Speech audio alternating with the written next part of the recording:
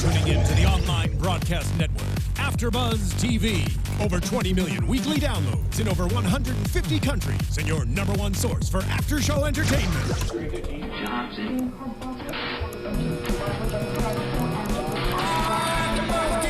AFTERBUZZ TV, the destination for TV superfans. Producing aftershows for over 300 of your favorite TV shows, interviewing celebrities and showrunners, and bringing you behind-the-scenes exclusives. All thanks to E! Entertainment's Miriam, producer Kevin Undergaro, and internet leader Akamai. Now, let the buzz begin! So sad. So drab. So tragic. Yeah, this was a pretty sad episode. So tragic. Hey there, AfterBuzzers. Welcome to AfterBuzz TV. I am your host, Miriam Gonzalez. Joining me is my darling, Spicy Mari, here to keep it hot and sizzling with Miriam. Yes, we are here with Season 4, Episode 5, Sit In, and boy, did Hannah sit in. Talk about acting out. No, this was definitely a depressing episode. Not Hannah's best moment. And I can you blame her? No, and this was an episode that I felt like was relatable. We kind of saw it coming. We weren't really sure, but we predicted it. And then her reaction to it was, it was pretty on point. You know, we go through this whole sadness, confused. We want answers to our questions. We want our friends to come rescue us. I mean, it's a roller coaster ride of emotions when you're experiencing a breakup that she wasn't aware was happening. I mean, it was obvious that there was something missing. Right. And something was going to happen. There was lack of communication, or, they weren't communicating at all. And, she decides to have this impulsive moment and to go back to New York. Now, we don't know if it's temporary. Excuse me. You don't know if it's temporary or if it's long term. But she goes back to New York, right, and, walks in to find that her apartment is not her apartment anymore. All of her stuff is in storage, and, there's now a Mimi Rose. Mimi Rose Howard. Who is Mimi Rose Howard? It's a woman and a man's name with the flower in the middle, as Hannah would say. But that is really shocking news. And we expected Adam to still be in the apartment, but not to have moved somebody else in. And then we see all these changes done to her place. The furniture is different. Her stuff isn't there anymore, like you said, in storage. And there's an extra room in the apartment, a master suite that her and Adam were supposed to build. He knocks down the wall. I mean, that to me is just crazy, the fact that he took it upon himself to not just take over the entire apartment and move somebody else in there, start doing reconstruction, but not tell her not one time. Like, I just don't understand. Either you're a coward or you just don't care and there's a lack of compassion there. I don't think that it's necessarily a lack of compassion. Definitely the coward thing. There's the fear. There's the let's not address the elephant in the room. Mm-hmm. The elephant lives in Iowa right now, and so we don't have to talk about it. Right. And this whole relationship with Mimi Rose is new, even though they're living together, which, who does that? Who moves in after a month of breaking up with she moves to Iowa, but it's only been a month. Like, they just literally separated. That's very, very sudden to not just start dating somebody, but to move them in. That's fast. I almost feel like that's something that maybe Jessa would do. I felt like that was and it makes sense because later on we find out that that's one of her friends. But I just felt like that was very sporadic and random for them to have moved in together. And for what she does, for what this Mimi Rose character does, she seems like she's more on the mature end. But as we go through it and we start to see her videos, because Hannah starts watching her videos, we start to see that she starts talking about her past relationship with Peter, and how when she gets into a relationship, it starts taking away from her art. And for time for herself, where she should be focusing on herself. But then fast forward 15 years, 20 years later, we see her now moving in with somebody after a month. So I thought that there was a parallel, though, between her childhood and her current self, this Mimi Rose character. She's repeating the same patterns that she did when she was younger, but yet she's telling these young girls in her philosophy classes not to do this. Well, could it possibly be the fact that it's when you make moves like this, it's all about the person that you're doing it with. Okay. And if you're in a dependent relationship, which is what Hannah and Adam had, they were very dependent on one another. Okay. Then yes, that's the audience Mimi Rose was addressing. But Adam, when he was, getting ready to do the play, before, they took the main stage, he needed that independence for his creativity. And Hannah kind of was like in the middle of that happening. So could it be that Adam has evolved to being with a person like Mimi Rose, the person that Mimi Rose is preaching to all these women about being? Well, I can see that if I didn't think that was still a part of Mimi Rose.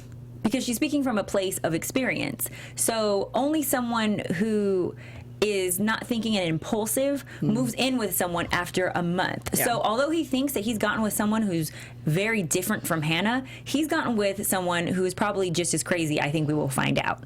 Ooh. And this is just, we're not into predictions yet, but who moves in after a month? I get it. You have that one friend, but that's like 1 out of 20 that the relationship works after having not known each other. I feel like that Hannah's been gone a little bit longer than a month, but it's still less than like 3. Well, she said you were in love with me a month ago, so we're time stamping it with that. But Yeah. it could be 1 to 3 months. We can't really tell. Yeah. So that's left to our interpretation. But it's just unfortunate that they didn't communicate, and she could have possibly stopped this. But at the same time, there were signs previously that led up to this moment, and Adam admitted it was a relief. And I can understand why it's a relief for him. And Jessa points out the truth of the matter is the fact that she's gone for 2.5 years. What are they supposed to do? Sit around and flick their, as she said, their, the little man in the boat? Their clits. We can say it. Flick their clit. Until she's done.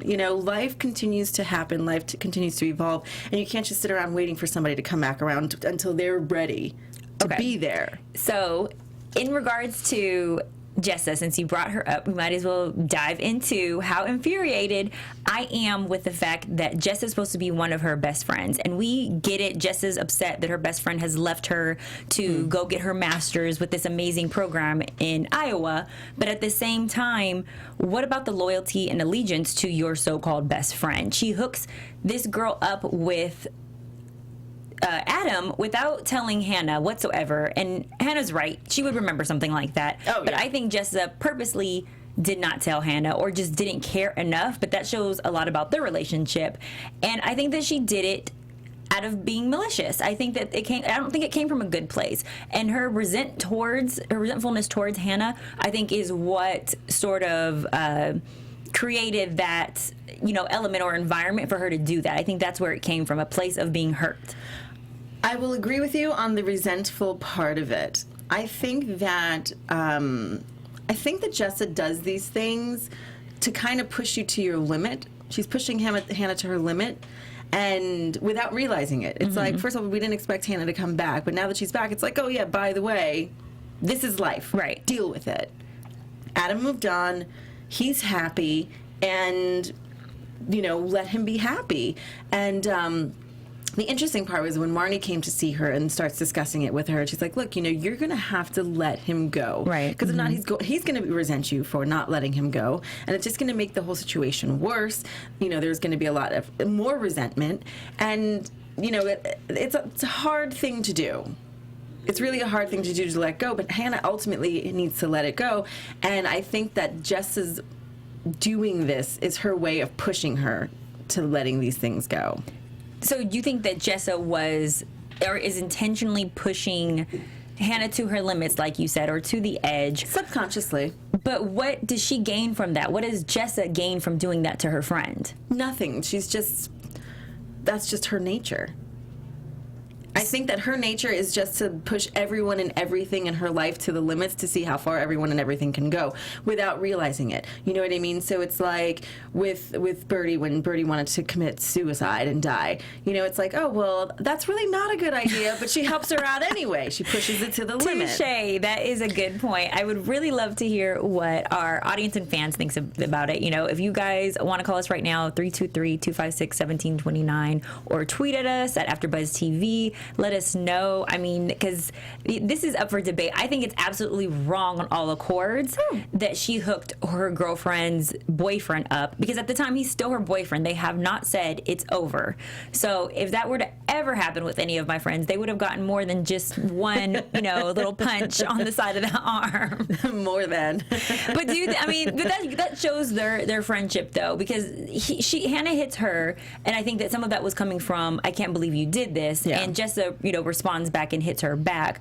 But they're still friends. I don't think the dynamics of their friendship has changed at all. No, their relationship is an immature one. It comes from an immature place, and so for Jessa to not think that was a bad idea, it's like, honey, don't you know the etiquette of friends and exes and hooking up with other friends? You just don't do it, especially that close. Yeah.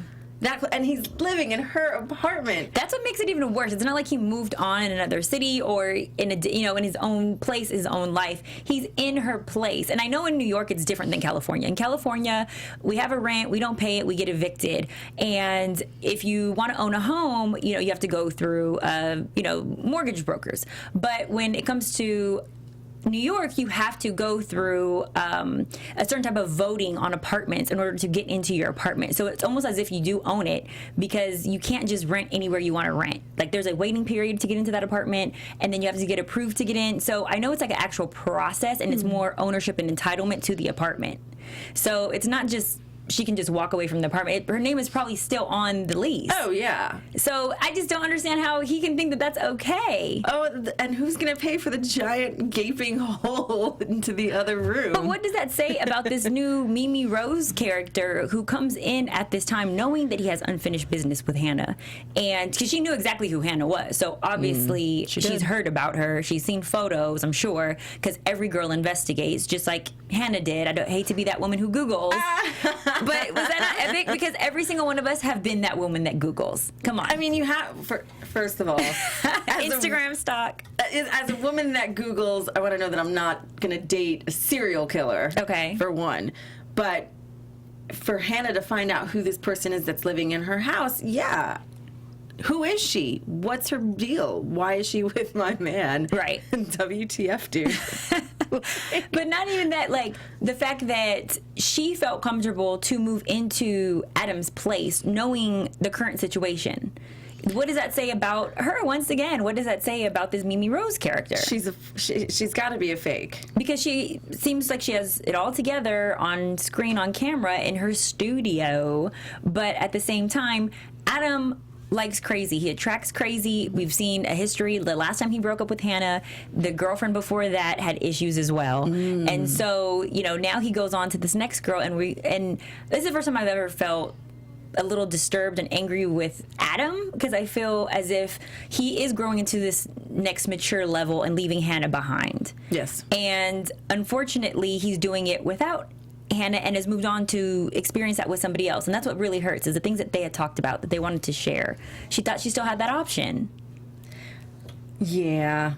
And apparently not. She doesn't. Marty she doesn't have the said option. It best, like, let him go. Like, he's telling you what it is. He put it in her face. So she has her answer. And it's unfortunate because they should have communicated. They really should have communicated at some point, like, look, can we just be friends? You know, there's all these cheesy, long conversations that people have, and they do it in text messages now, and they do it, like, in emails, where you can be specific without being specific. And hell, he could have lied to her. He could have lied to her and said, you know what, I need some time to be with me, and not even say about the whole girlfriend thing. And she would have taken that softer and not have gone, maybe, to him. You know what I mean? Right. What she was doing was, once again, Hannah was escaping. She was seeking refuge. Yes. She went back to what's comfortable, familiar to her, because things got tough in Iowa. So she ran. coming to somebody who she thought would be there to embrace her and hold her and be her little savior, because that's what Adam does. His sister Caroline even said that. Yeah.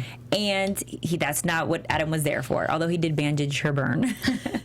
Better than Ray did. Better than Ray. That cast that Ray put on there, workman's glove. But I thought that I did think that it was interesting that we got to see each friend come back into the picture, come to visit Hannah at what is to be her old apartment, for her never to live in again.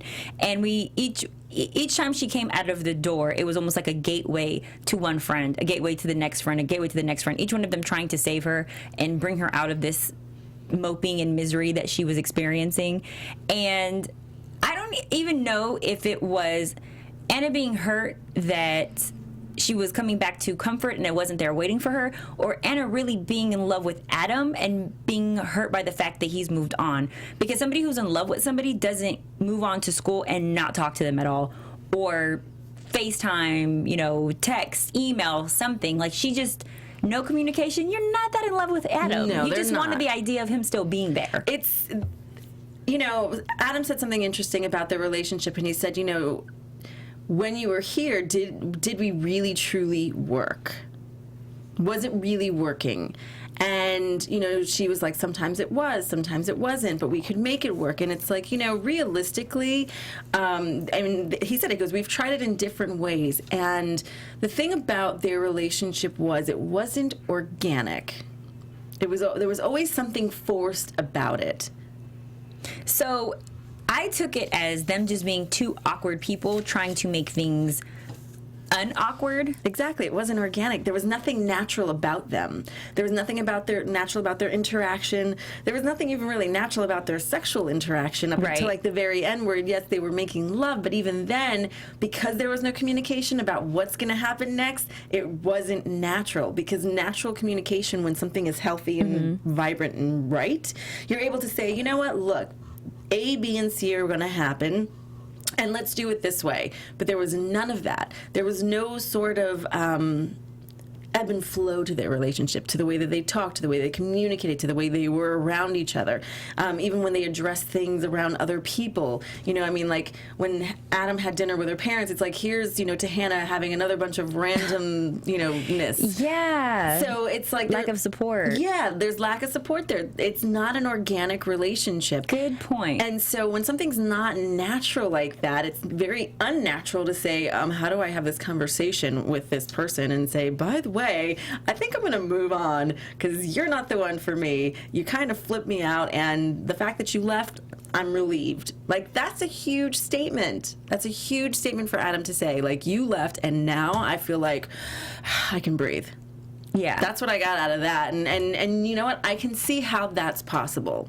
I can see that as well. Because he is pretty much, while she was there, he was taking care of her too. She was needy and desperate and pathetic, and so he was rescuing Hannah all the time. Exactly. If she can't handle life on life's terms, and life's terms are very minimal, what happens when something big happens?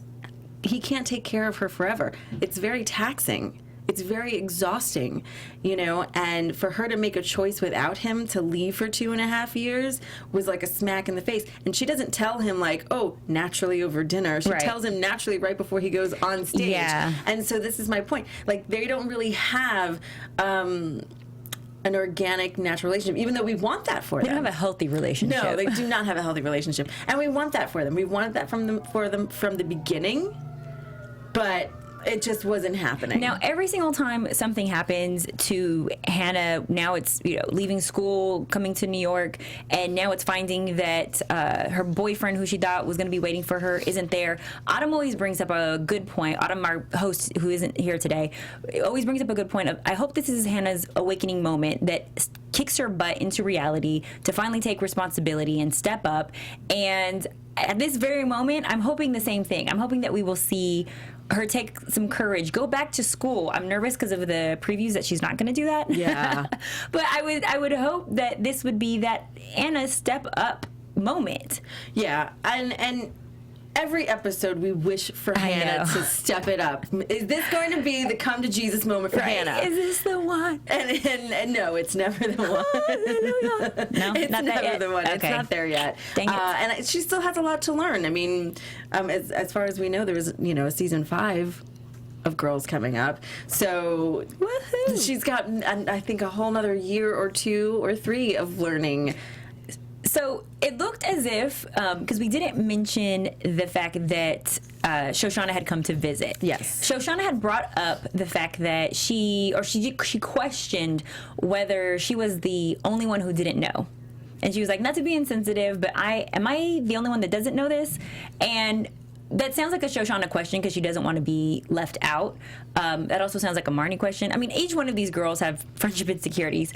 But at the same time, was Shoshana the only one who didn't know, Shoshana and Hannah? Because it looked as if when Marnie came, that Marnie did have an idea because she already had this get over him speech ready to go. There was no like crying and holding Hannah like Marnie usually would. No, you know what I think it is?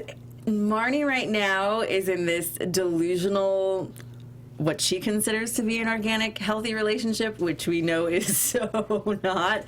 And it's her, first of all, Desi moved in. Marnie of all people giving relationship advice. Exactly. And it's like, and the way that I could translate or relate them is here we have Marnie, who finally wins Desi and got Clementine out of the picture, and it's her way of saying to Hannah, like, just like Desi moved on, you're going to have to move on. She let him go for a day.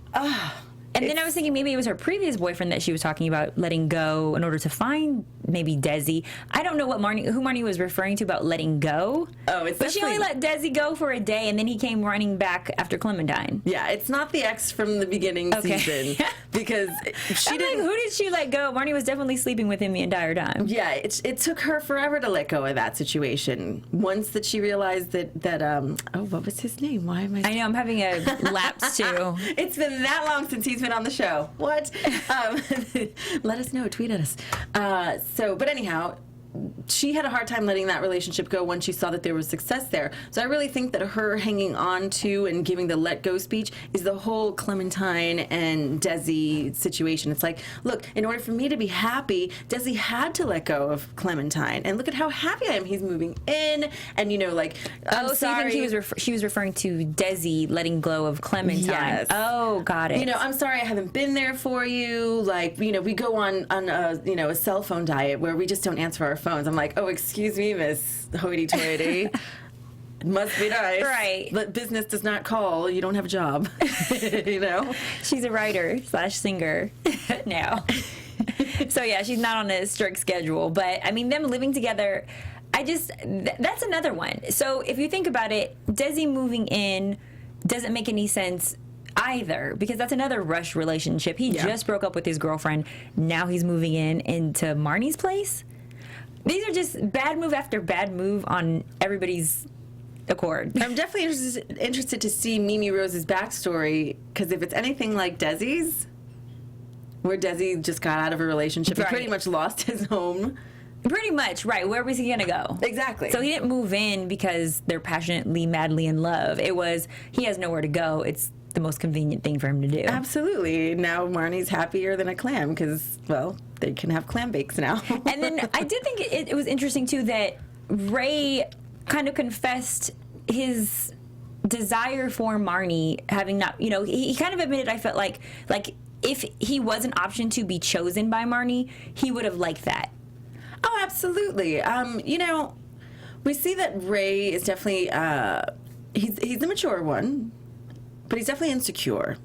And, he says that Marnie's out of his league. Mm-hmm. He feels that Marnie's out of his league. And realistically, maybe she's pretty, but she's not out of his league. I think that he thinks that she thinks that she's out of his league. Oh, I don't think that he really thinks that she's out of his league. I think that he thinks that she thinks she's out of his league, if that makes any sense. Oh, yeah. It's in Marnie's mind that she thinks she would be too good for the likes of Ray because he's, not in the entertainment or, art. Like, he's not in what she, I think, deems a dignified career path. But now she's this, I don't know what she's doing. She's just trying to find herself. She's like a little gypsy now. Yeah, so I mean, yeah, I don't even know how to. Marnie is not who Marnie used to be. No, she's artsy fartsy, trying to find her way, writing songs with her writing partner / sort of lover, live-in boyfriend. Yeah. I don't know. It's messy. It's messy. Girls is messy, and I love that about it. I love that it's messy. It is, but I just feel bad for Ray because I want him to have somebody too, and I was hoping that he was leaning towards Shoshana again, but it looks like he's still thinking about Marnie, oddly enough. Or at least, his priority right now is traffic. Oh my goodness, he's definitely obsessed with the traffic. And we'll see a lot of that coming up in the next episodes. But, the one thing that I realized about these characters in this episode is there was a lot of honesty. So you feel like this episode, I guess, you know what, there was. Every single person was honest and just expressed to Hannah straight how it is. But I feel like they've always been honest. Nobody sugarcoated anything. But honest with themselves. Honest with themselves about what was going on. Like, Marnie, no, she's still delusional, but, she was honest about letting Adam go. Shoshana, honest about the what needs to happen as far as Hannah moving on and not being stuck inside of that apartment. Jessa, honest about how she played a role in it. Yeah, did you expect us to wait? Exactly. And as far as Adam is concerned, he was the most honest, finally. That conversation that they had when he was rewrapping her hand, they should have had that conversation like 4 episodes ago. Why didn't they, though? Because this is girls, and they don't. They don't address things. They sugarcoat. They throw it under the rug. They pretend it didn't happen. Like, Clementine being his girlfriend, or, Hannah going away and they need to break up. Like, they don't really address the things that need to be addressed. And this is the one time that I saw that there was a lot of honesty that needed to happen in order for them to evolve, for them to move on, for them to let go and to grow. Yeah, well, someone who's been consistently honest is Caroline. Yes. Adam's sister is always honest. Her and Lair are having a baby now, so we got to see pregnant Caroline. Her belly is big. She's getting her feet rubbed. And she's pitying Hannah, telling Hannah that she feels sorry for her and she's sad to see her going through this pain. Does she want some tea? Everybody keeps offering her tea. I guess because tea is soothing. So is a glass of wine. Yeah. So is a shot of tequila. But that's right. That's what I was story. thinking. Like, tea, huh? Is it gonna be spiked? Like, hottie toddies. Right. But everybody was trying to comfort her with tea. Yeah. And so I thought it was super funny when even that Caroline and Lair have this relationship now. They are really in love as they kiss each other holding Hannah. That was the most bizarre moment in the entire planet, because they're like, oh, if you need anything sexually, we're here, we can offer that to you too. Did you catch that? I was like, but this is an awkward couple that makes me feel like, oh, well, they're weirdos. I understand why Hannah and Adam would work, because weirdos belong together. But now I feel like Adam's rejecting that relationship or dynamic and is trying to settle down with somebody of a different level and view on life, or somebody who thinks that they're more mature. Yeah. So we will see about that. We'll find out. We'll see. So it should be interesting. But we see Hannah, winds up leaving Adam behind with her suitcase and going to the storage unit. And, we don't know what's going to happen next. So shall we get to predictions? We shall. Let's do it.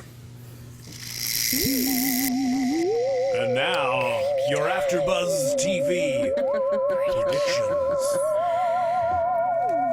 I think that Hannah left the program in Iowa. I think she ruined it. No, say it ain't so. I think she ruined it. I mean, there unless there's some sort of break, I think she ruined it, because we see in the previews that now she's like, what's a reasonable job for me?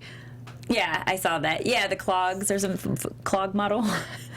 So yeah, she left the program. I'm pretty sure she did, because leave it to Hannah to do the thing that she's not supposed to do. So because I do think that she's immature and she's too cowardly to stick something out that's hard, or that may be showing her a form of rejection.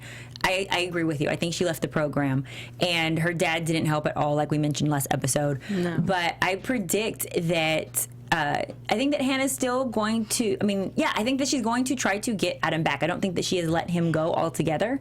I think that she's going to do more research, do more stalking of this Mimi Rose character, and we're gonna discover some, I think, shocking information about Mimi Rose. I don't think that she appears to be what we think. She's only been there for a month, and she's a friend of Jessa. So at some point she was either coked out, she's been, a sex addict, or we're gonna find out something crazy. Oh, it's possible they could have met in AA. I mean, yeah. Jessa and Adam have been going to AA together, and I love how Hannah's like, so what does he talk about there? She's like, we can't discuss that. Right. It's anonymous. It's like, come on.